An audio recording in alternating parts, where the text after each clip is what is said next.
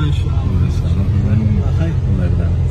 حبكم الله. الله امين يا رب واياكم سيدي الكريم. والله يجمعنا ان شاء الله في الجنه. امين يا رب. امين يا رب. الله يحفظكم يا رب. فخر لنا مع القراء والمقرئين والحفاظ. امين يا رب. الله يبارك فيكم. اهل القراء الحمد امين يا لله. رب.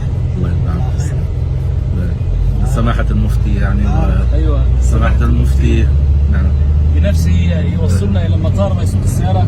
اللهم زده يا رب علما وانفع به وبارك في تواضعه. امين يا رب. اللهم امين يا رب. امين يا رب العالمين. سماحة المفتي فسر القرآن الكريم 18 مرة كاملة يعني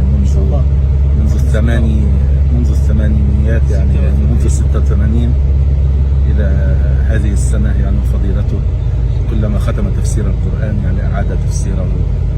نسأل الله تعالى أن يبارك في علمه ويزيد من فضله.